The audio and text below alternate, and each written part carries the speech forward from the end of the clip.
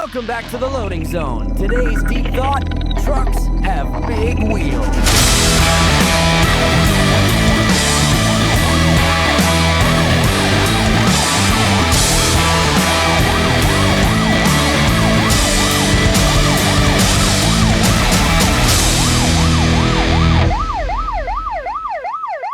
Remember when everyone said, just wait, the rates will come back?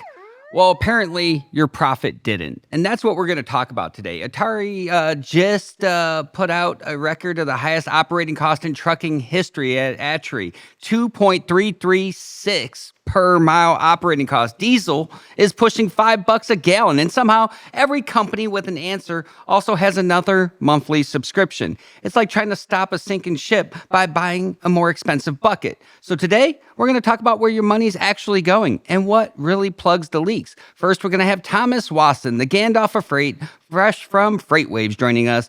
And he's coming off the Supply Chain AI Symposium to separate real cost-saving technology from expensive hype and show us where carriers are actually losing money. Then we got Fox News contributor Phil Flynn breaking down one of the most expensive things fleets can't negotiate: fuel. What's driving the diesel prices, where they're headed, and what smart carriers could do to stay ahead instead of just hoping the prices will fall. This is Brake Check, and it's time to go full stop. But first, if you're serious about protecting your money or running smarter in today's industry, then like, subscribe, and follow for your top Freightcast right here at FreightWaves. Now, Thomas, you're in here. We're going to do the news. I'm going to pull up some of the clips I found on social media. Recruiting is heating up out there. I mean, they're finding innovative ways to attract today's drivers, like this right here. Fresh paint job, fresh inside. Is the outside frame in the trunk wide? Or the rims big? Do it right good. Lean back, right hand on the pine wood. Cream on the inside, clean on the outside. Oh, that's glorious. Look at that. That's a throwback, man. That, early 2000s to the earliest 2010s where we had in front of the rides and everything. I'm so glad it's coming full circle. We just need a little more bling on the rig. Well, I mean, like, who needs to put their average pay or gross pay for the day, the week, or the drivers when you can just like have a guy dancing around a truck with no information about the job whatsoever? I mean, given the fact that he was that confident in his dancing, that may actually be a positive sign. I do like the enthusiasm, though. I think if you're going to get someone to look at your company and click the next clip that has that information, this is a good way to do it. It shows the culture, having a little bit of fun. Hopefully the pay package corresponds with the culture that they're building up in that video. No pressure at all. Look, if they're not putting the pay up front, it really just depends. I mean, if you do, you attract a certain driver. If you don't, you attract a certain driver. I'm curious what we're going to come up with, because it used to be in the last cycle, newer truck, $5,000. And I was like, was that 2-button choice? Do you take this or you take this? So, I mean, that's one of the undercurrents. You have a great recruiting background as well. This is going to be fascinating. This is like coming up on Shark Week in terms of like not only figuratively, but this competition for qualified, safe, the right drivers. It's going to be fun. It's like NFL drafting, but like drivers hopefully will win by trying to get wage gains. Well, check this out. We found Lombard spotted in the wild.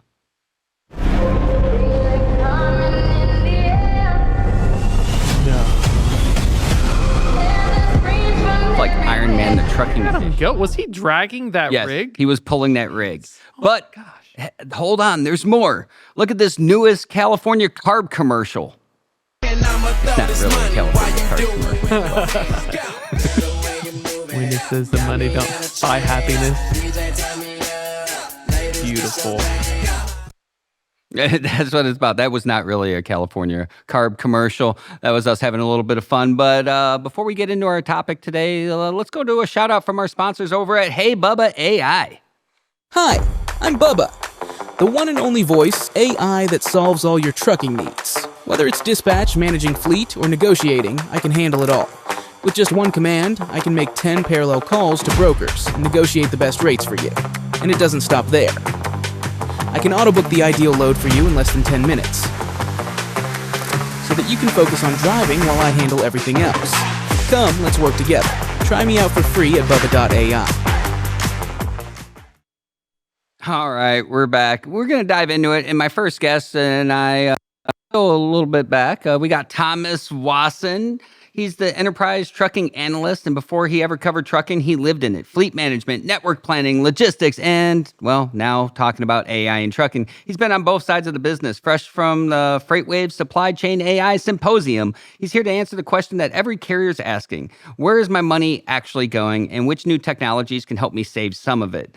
Well, Thomas, welcome to Break Check. Oh, pleasure. First time on. Always an absolute pleasure to be on the show, of course. One of the things I did live it, I worked for the man, if you think about it. Like, I was at a mega carrier. You still work for the man. It's just different, man. We're all working for a man metaphorically, if you think about it. But, working at a large carrier really opened my eyes in terms of thinking about how they view the world. It's a very alien concept compared to when I came from a startup called AI Fleet, when they started with 5 trucks and they scaled up to like 275. So you see both sides. And what's so fascinating with that is it really is, when you hear trucking discourse, it is 2 completely different kind of environments when we're looking to have those conversations about the small fleets and what works versus Megacorp Inc. and how it's like a lumbering cruise ship. Now, I joked in the intro when I was talking about ATRI's data showing that its operating cost is at 2.33, and I said it's like ATRI because it feels like we're playing a game right now. No one can control the operational cost. They keep going up. We can't control the market. Labor, I mean, there's small little nuanced things you can do, but at $2.33 a mile, this is a game trucking is losing. What's the first thing a 5-truck fleet should think when they see that number? The first one is ATRI, excellent data, nonprofit, skews towards medium to larger fleets. LTL is a large part of their mix as well. So one of the things to think about is this is a benchmark. Don't immediately compare it and say if I'm above or below this line that I must be losing. Just remember that. Make sure that you know your price that you need. What is your cost per mile and cost per hour, by the way? That way you can think about your loads and then compare that as your benchmark. That's one of the first things. These are like goalposts. They're not gospel. One of the important things. Secondly, when we're looking at the ATRI data, it really shows why when we're looking at the rates. Why are they going up? Why are they staying still? Why are contracts still getting renegotiated? 3 years of higher costs. You have not been able to pass them through. For the small 5-truck fleet looking at this data, and then looking at market conditions, there's a lot more room for improvement. Continue to push for higher rates because not only do you deserve it, friend, that's right, I'm pandering, but also from a business standpoint, we know market conditions are heating up. Now it's time to, make your list, check it twice. Is your customer mix good, or do I need to start soliciting out because I'm becoming a hot commodity in this space? So let's talk about where the money's actually going. A lot of people want to blame fuel right now, but is money leaking elsewhere in the freight industry? I mean, it's like a leaking ship. By the way, this was 2025 data. We haven't even hit the Iran conflict. Oh, I'm so excited I moved the mic. We haven't even gotten to the Iran impact. So that's one of the big things to think about is when we look at next year's data, it's going to be a big old goose egg in terms of fuel costs. Yeah. Fuel costs are one of the biggest things that impact carriers that are both somewhat in their control and beyond their control. So that's one of the things. Unfortunately, fuel is the topic. Some argue, of course, that fuel doesn't matter in negotiating rates because it's real pure pricing power, kind of like, you're in the spot market, you can't ask for it anyway. Others argue that everyone asks for more money because they need an excuse, and it's a convenient excuse. Regardless of it, it is something to try and minimize. Obviously, fuel efficiency in your vehicle is one factor. Do you have a good fuel card? Does your fuel card give you the right discounts? Can you get in some kind of fuel buying program? A lot of things. I would say insurance. That's one of the ones that I've had conversations with. I report on a lot of ELDs, dash cams, telematics. Obviously, Big Brother is one of the topics you're worried about. It is rightfully, it's normal to be concerned about that with drivers, but leverage the technology and see if you can get a deal. Talk to your insurer and be like, look, if I install this crap, can I get a deal? Can I get put in a better bucket? That's one of the big questions now. You have to put yourself in a better bucket, and it sucks that you have to do this to yourself, but now that all this attention has been towards unsafe carriers and sketchballs, you have to do more things to set you apart to find the savings. It's messed up, but that's kind of where we're at in the market. So in your opinion, in all the different rooms that you've been in, where do you think owner-operators are making the most expensive mistakes today? Is it adopting too much technology? Is it adopting the wrong technology? Or maybe they're anti-technology and they're just getting left in the dust. So the easy question would be, obviously, you're messing up by not adopting this AI and this tech. I'm going to do the spicy take, Charles. I know you're known for spicy take. Sit in your truck for a day trying to do better. Oh my God, doesn't matter when the market is. I've had drivers and owner ops. I'm just going to sit. I'm going to wait for tomorrow. It might be cheaper in some regards, especially with a fleece purchase deal. But like that goes against the whole ethos of you are a mobile factory on 18 wheels. Your byproduct is revenue miles. That's like McDonald's having a slow day, so they shut down the store. On their sign, it says 1 billion served. They're serving burgers, my dude. You've got to know your output. So, continue to stay, I would say optimization.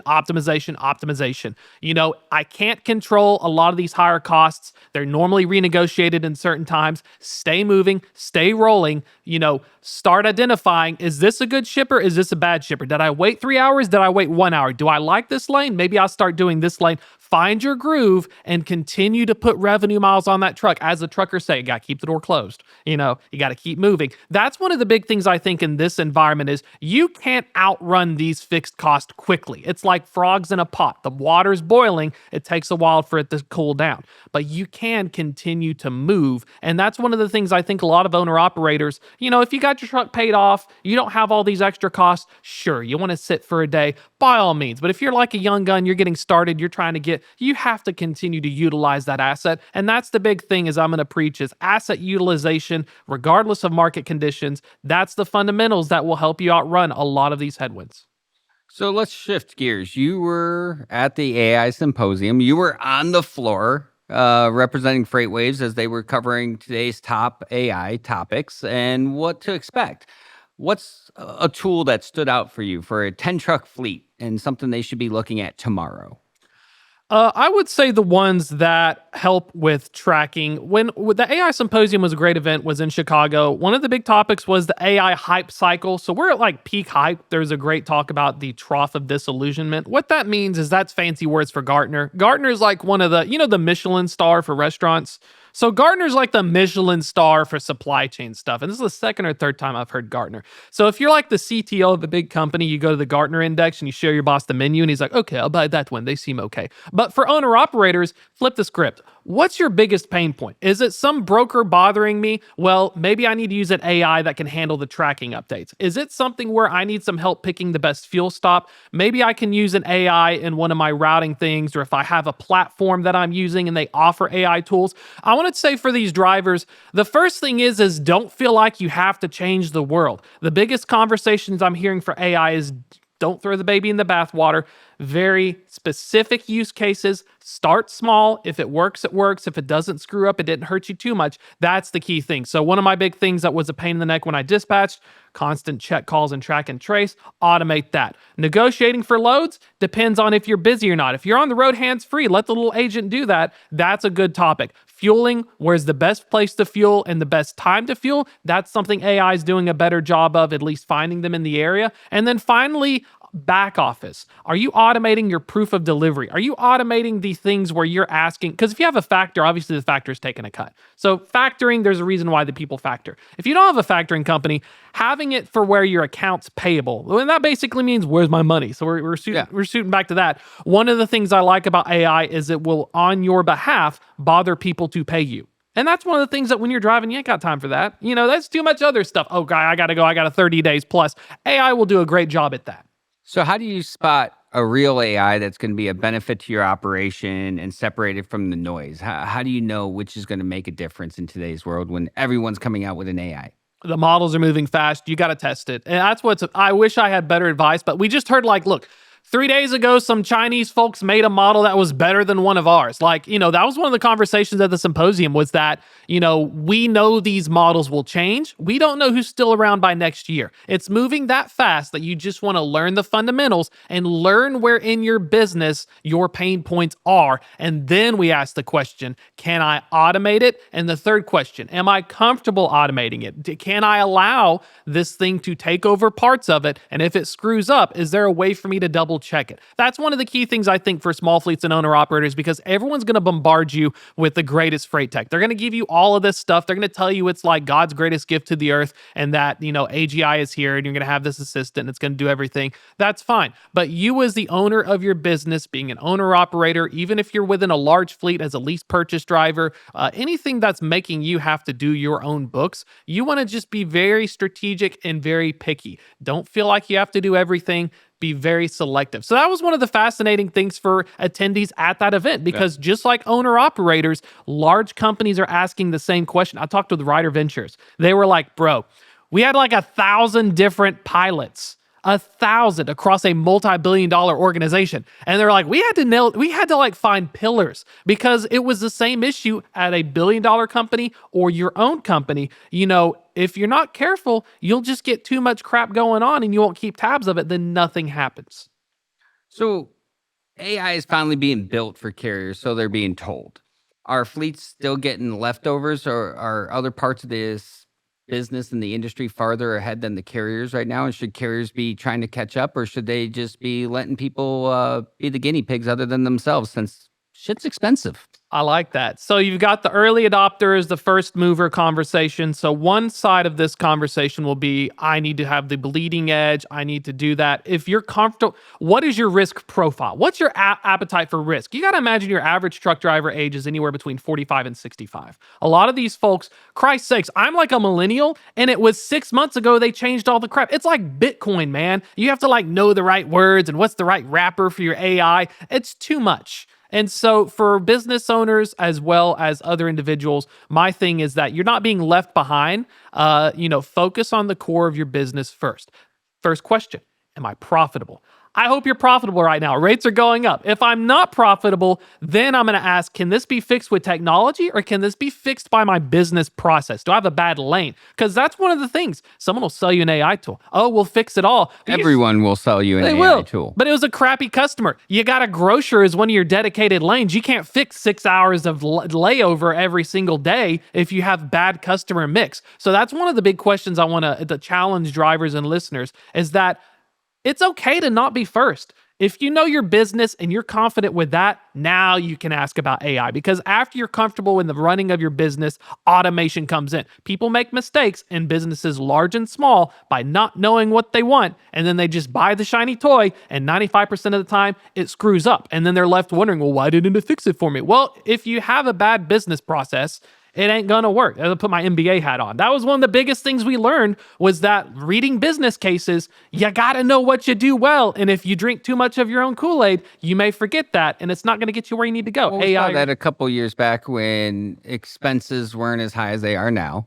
and everyone was chasing the shiny thing in the corner, and that was in the form of a new truck that was overly priced. And then the market normalized, and then it crashed, and then they got hung with the very cost that they thought were acceptable back in that early stage.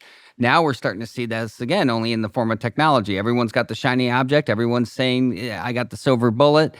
And carriers are like, I just need to make money. And everyone's taking victory laps. Like, rates are up. Okay, volume's not like incredibly up.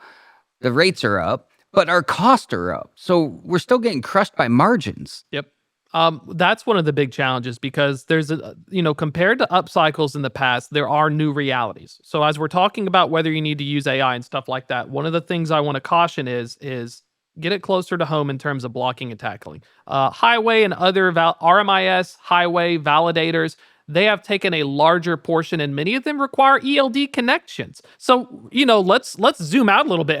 Do I have an ELD or not? Because 30% or like 35% ag haulers and others are exempt. That's a big question to solve for your vetting platform. So that's one big business thing I need to ask. The second, if I have an ELD, okay, I'm using it. But that problem is on the vetting platforms. If they chose an integration that was dependent on an ELD, and there's a large portion of the industry that doesn't require an ELD, that burden is on them, not today's carriers. Yeah. And that is a new reality, that in this post-Montgomery world, we're also putting more hoops to jump through for the drivers that we desperately need to haul freight. So I think from a driver standpoint, as much as I want to shill AI and I want to talk about that, there is a huge question to be had, is what's the pragmatic technology? My favorite AI is computer vision on dash cams. Holy cow. Get the ones on the side, buy the ones in the blind spot. When you get in an accident, or if or never, you want that data to help exonerate you. That could be the difference between, you being in business and you not being in business. So one of the things I want to encourage is,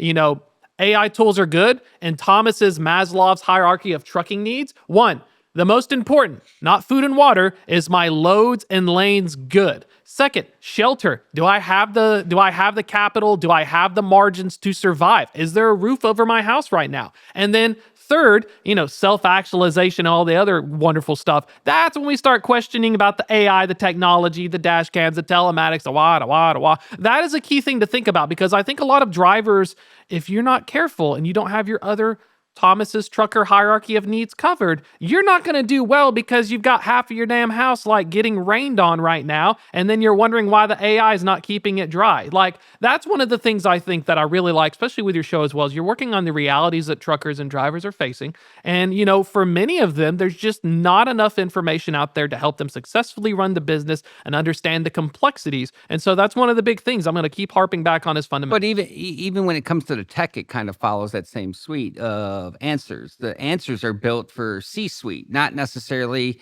the cab. Yeah. And they don't put things in the simplest of terms. So the truckers, the working owner operators, are trying to determine what tech is going to help them. Now, there are some technology solutions that are built for truckers, and we're seeing those roll out. We're seeing those find great success.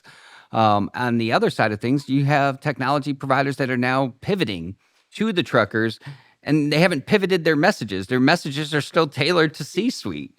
Yeah. And so how are these companies going to get a voice across to the very side of the industry that they need to pivot to if they don't even talk to them?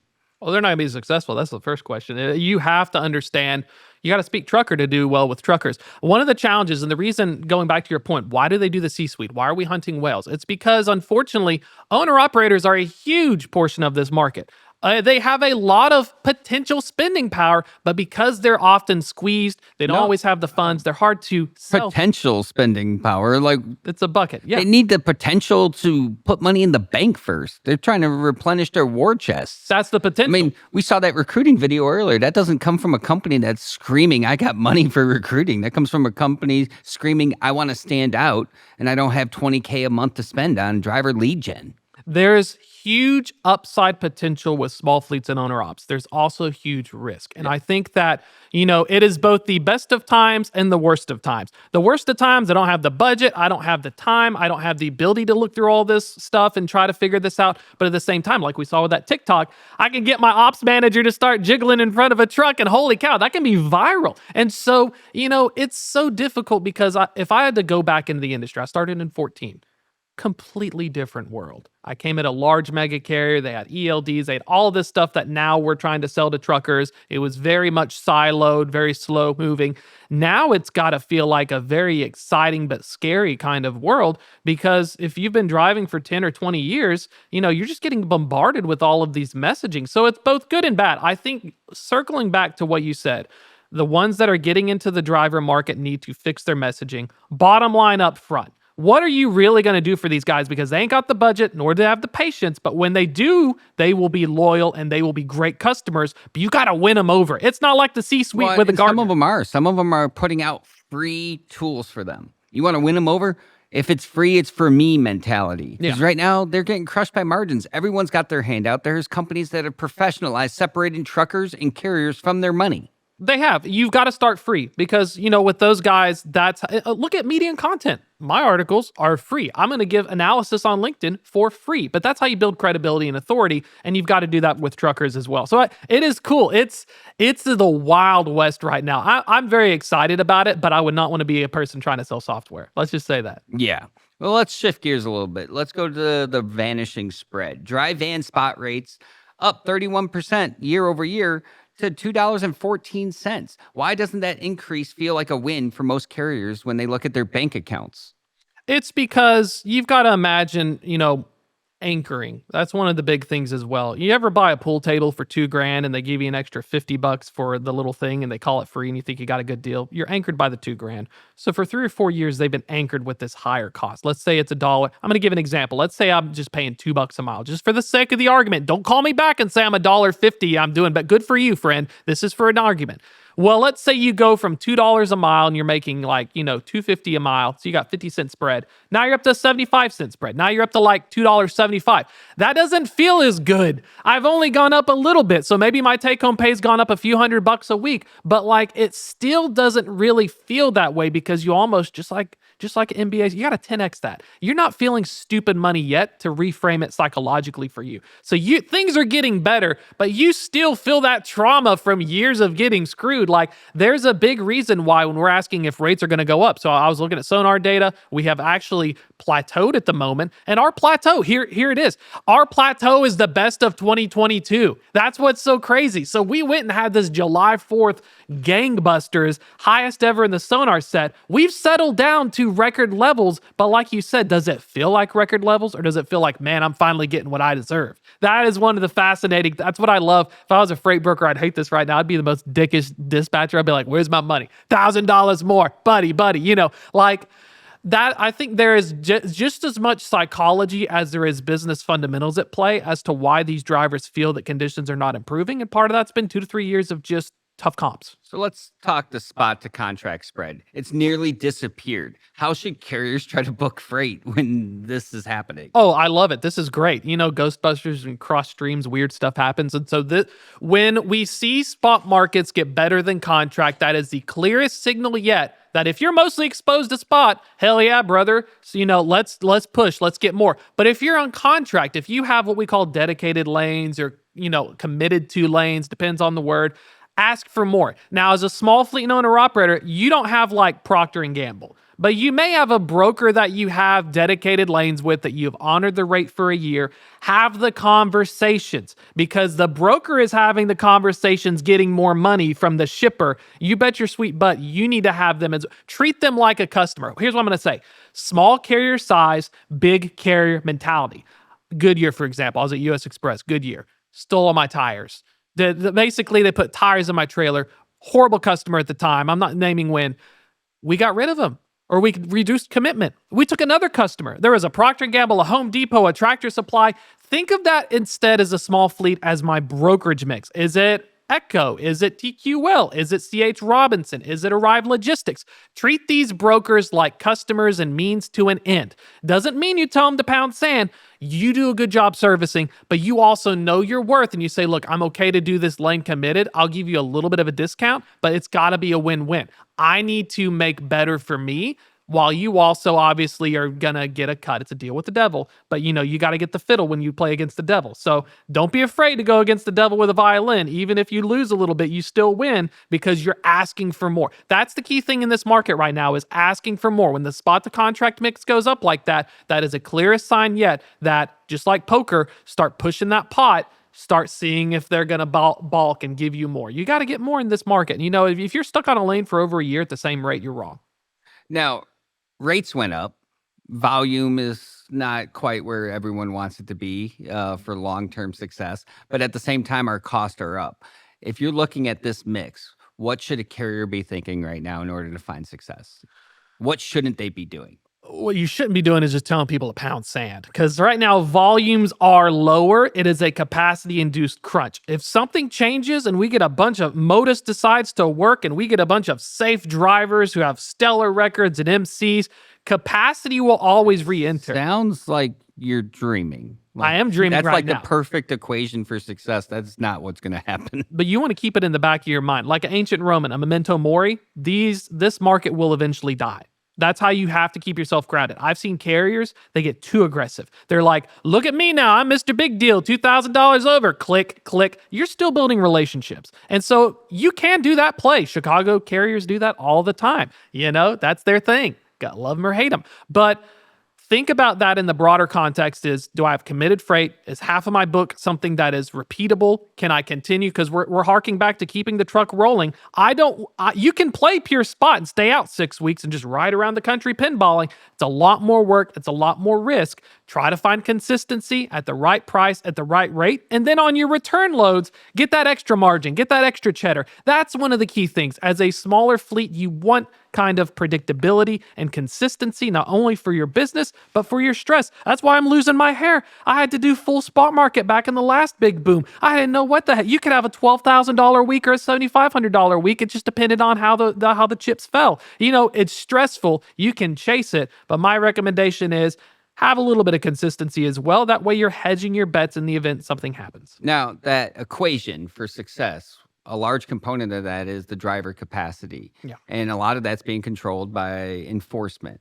We're hitting that midterm election season. So we know what happens legislatively. Things slow down because people get scared that it's going to affect the ballot boxes. And now enforcement. People are wondering, is enforcement going to continue to crack down, or is it going to relax going into midterms?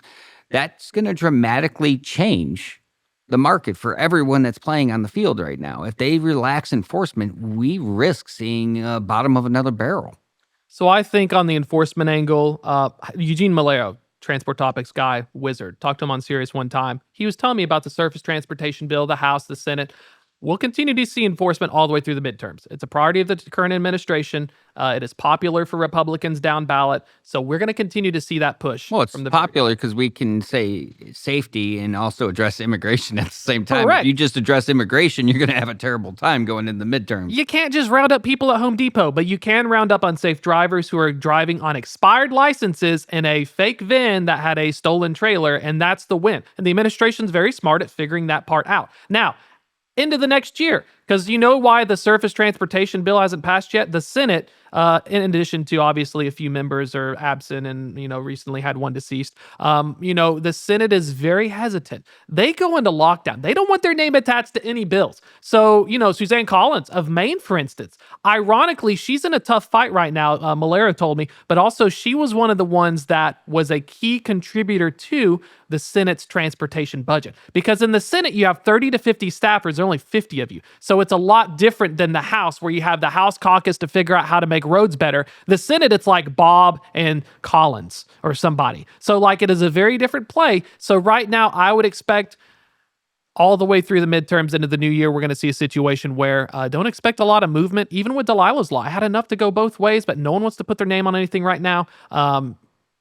Looking ahead, FMCSA, DOT, we should continue to see enforcement because regardless of the midterms, the government apparatuses through the executive branch, through the DOT and Secretary Duffy, this will continue to be a priority. I think what would happen is even if the other party comes in, fraud, cargo theft, just pay attention to the verbiage. Maybe instead of non-domiciles, we now crack down to prevent theft. So one of the things is that now that we're getting sexy again, trucking sexy again, the threat of cargo theft is... Depends on who you're talking to if it's sexy again. We just saw that guy dance. Bank accounts are still at a low. They are. And that's going to take a year. If you've professionally managed to position yourself where you're separating truckers and carriers from their money, you might be having a better time than the truckers or the carriers. But the carriers and truckers right now, they're just trying to survive. And a lot of people are taking victory laps. Go to a truck stop, talk to a fleet owner, and I'm not talking your mega fleets, I'm talking the working fleet owner, and ask them if they're having a great time. They're not. You got to go. I dare you to go there and tell them, hey, I bet you're having a good time.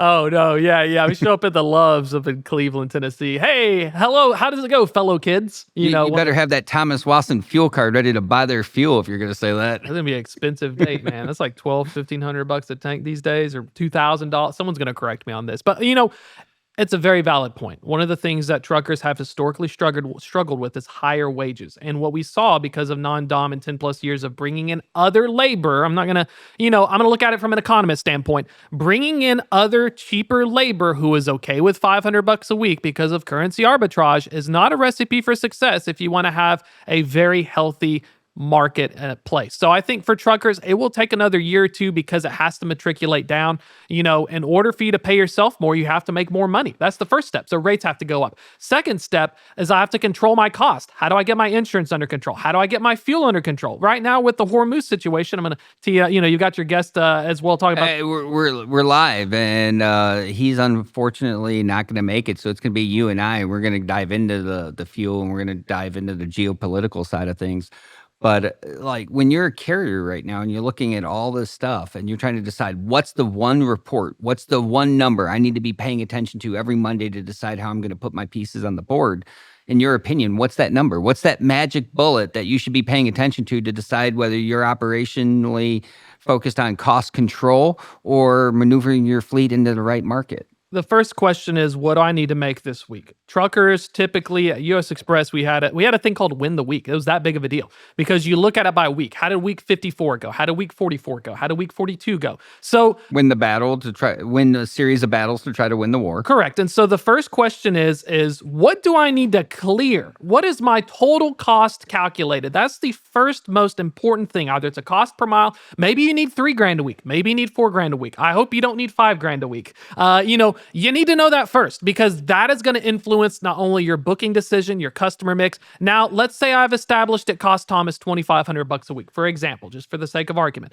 Now I need to ask, can I settle with a $5,000 week, a $7,000 week, a $10,000 week? How do I get there? What does a $10,000 week look like? That may mean coast to coast. Maybe you can get 5, 6, 7, 8 grand out of Cali, but you have to think about first, what is the benchmark I need to build? Now that we've established those two things, let's say I'm making 5 to 6 grand a week. My costs are 3 grand. I've got this much cheddar.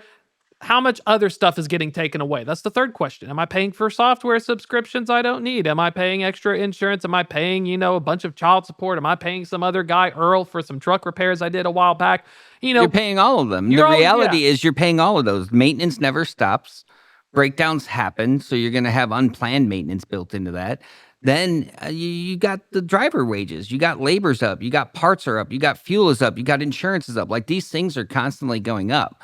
So you got to plan for that. You can't just bury your head in the sand and hope that these things are going to come down. You have to do things to offset these. You have to be, proactive on your business and know that these costs are going up until they don't, and just plan for it, bake it in. That's the key thing. So let's say we've established that. We know how much we need to clear.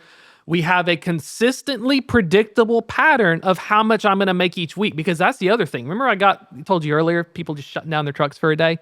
You're screwing yourself, my friend. I know you're sticking it to the man. I get it, dude. But you want, as a business owner, to have some level of predictability, whether that's 6, 7, 8, 5, 4, however much you are willing to make, so you can then make these decisions. My whole conversation about what's the right tech, what's the right software, it's crazy to think, but for a lot of business owners, because they're busy, I'm not going to say it's hard to start a business. My wife has a cosmetic startup, for Christ's sake. It is hard. It's not. Have you seen the trucking companies popping up like whack-a-mole?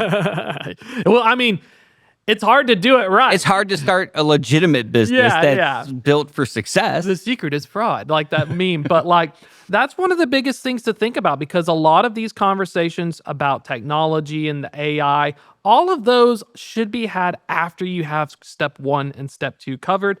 Then we can start figuring out that conversation. I think that's one of the bigger things that separates the effective operators in this market from the ineffective ones. And if you're one of those, you're like, Thomas, I really don't know my cost, but I'd love to do AI. I'm like, look, figure out your cost first, man. Take the time on your 34 reset or something. When you have the time, go through deep. AI is good at that. By the way, that is one of the things I'll say for AI.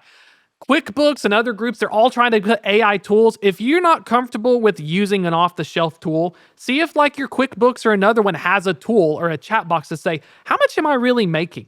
Let the stuff that you're already paid for work for you. Because if you're scared about AI, at least use it, even Copilot in Google or something. You can feed this information, because that'll give you the visibility. If you're scared of going through balance sheets and receipts and all of that, and you have it linked in, that will find you the answer faster. So there's a perfect example of AI is, if you already pay for a subscription, does it have AI, and can you feel comfortable just playing around with it to ask yourself those questions, which is my costs and what are my opportunities? That's one of the easiest wins. And I think for a lot of drivers and stuff, that goes under the radar because you're in what we call the whirlwind of your day. You just got too much crap going on. There's always something screwing up. So take the time, take the pause, look at the stuff, see if you can answer those questions, just like step 1 and step 2, Thomas's Maslow's hierarchy of trucker needs, get that under control. And then later, I love the Hey Bubba commercial. That's a great example of automating certain things. But before you get to that, maybe you need to make sure your house isn't. Well, let's look at it this way. If we're looking at everything geopolitically that's happening out there right now, the volatility that they can't control. I mean, 1 minute we got a peace deal, 1 minute we're back firing missiles at each other. We're sinking ships. It's a situationship right now. It's a situationship. When we're looking at that's that volatility. Historically, we've seen trucking not respond well to volatility in the market. So we see the rates go up, we see the rates come down, we see fuel prices go up, we see them come down. If you're an owner operator out there, you're getting whiplash right now. I would argue that you probably pay less attention to that and just assume the worst and build your plan off the worst, and anything better than that, you can sustain the time. But a lot of our fleet owners are sitting there playing Yahtzee when it comes to their operation and then wondering why they're going bankrupt. I'm not sure we're out of the woods yet. I still think that we're going to see body bag counts go up. We are. I mean, look, even when one of the market up cycles happened, Celadon went under. No one is immune when you have Celadon, some would argue that was a management issue. Yeah, but I'd say like when we see carrier exits like that, you would assume that in the darkest, worst part is when they all go up. It's actually when things are getting better and then the sins of your past have come to roost. So that's one of the things, like you said, we'll continue to see carrier exits because when you have a business that has that much structural debt and then the costs of that debt, that's a key thing. Let's talk about Hormuz real quick. Think of it like a football player. Put your headphones on. Don't listen to the ESPN and the talking heads about the price of crude up and down and Hormuz this and Hormuz that. Know your lane, know your business. Can you handle fuel going up $100 to $200 each week randomly? What if fuel goes up to $6 a gallon? I mean, if you're in California, you're already screwed. Those guys are like, oh, I'd love $6. That'd be such a great deal, But if you're running your business... You think that's the threshold, though? That's the Mendoza point where we're going to see another tally go up on the board for the body count? You think $6 will be the deciding factor for a fleet? It's so hard to tell because owner-operators are phenomenal in that I love their chaotic nature. You've got some drivers with their truck paid off. You've got some drivers who just bought their truck. You've got some drivers who just started. You got some guys just leasing trucks with chicken lights and chrome. Correct. For $1.82 a mile. So like there is this huge gulf that is difficult from a analyst perspective to figure out the state of the owner operator. That's why we look at things like spot rates and carrier exits, which are imperfect. They're more like temperature gauges. So we don't know what's going on in the cloud. We just know when it rains. That's the same principle with owner operators. I know a tornado comes down, but like Twister, we don't always know what's cooking up there to make this stuff happen. And so one of the challenges I think with geopolitical events is it is a huge amount of noise. It has a meaningful impact on your bottom line through higher fuel costs. Obviously, work on your fuel cards. Do you have a good fuel card provider? Are you doing fuel routing? Are you getting preferential fueling? That's the first step. The second step is make sure your business is in a situation where you can absorb the cost or go to a form of dedicated freight to where someone gives you an FSC. Fuel surcharge. We're going back to finding the right customer. Are they going to treat you with respect? Are they going to pass on that fuel surcharge? Are they going to be cool? Or are they going to pocket that extra $50 to $100 at the end of the load 3 days later? Those are some good conversations to have. Remember, small carrier size, act like big carrier. One of them being, where's my FSC? Can you hook a brother up? If you can't, well then maybe I'm going to have my own version of an RFP if a CH, a TQL, a Kai, Arrive, somebody else. That's one of the conversations we can have with the leverage the pool, but it's so hard for these guys because, like you said, there's just so many things hitting them from different angles. Visibility into your own business is just as hard as visibility into making a decision. And we're going to continue to talk about this, but first we're going to go to a shout out from our sponsors over at Taylor and Martin.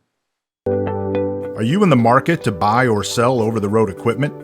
Do you have tractors or trailers that you'd like to upgrade? Taylor & Martin works with fleets of all sizes, from single-unit owner-operators to large corporate fleets. Working with an auction company that is dedicated to tractors and trailers and only selling them at absolute public auction is the only way to go. Make the conscious decision to work with the best team in the industry, Taylor & Martin Auctioneers. Thank you, Taylor and Martin, for the support over on Brake Check. Thomas, my hard stop question for you is, if I gave you 1 minute with every fleet owner across America, what's one warning you'd leave them with right now?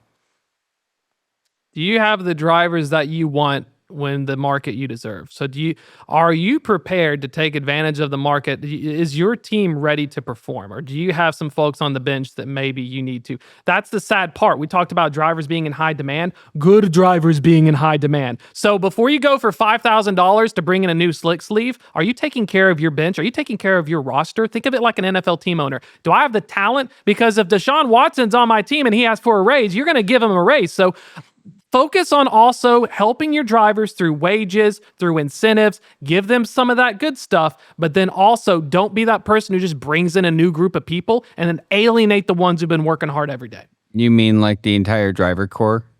out there for most big fleets.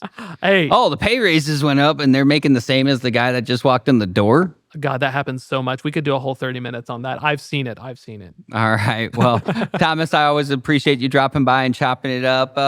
Hey, thanks for tuning in to Break Check right here on FreightWaves. Stay safe out there. We will see you Thursday, but we're going to take you out on this note right here. Here's the Summer of Chrome.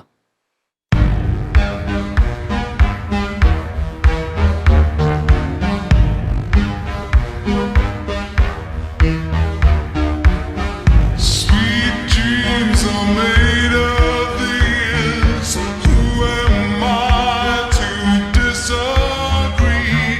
I travel the world and the seven seas. Everybody's looking for something. Some of them want to use you. Some of them want to get used by you. Some of them want to abuse you. Some of them want to be abused.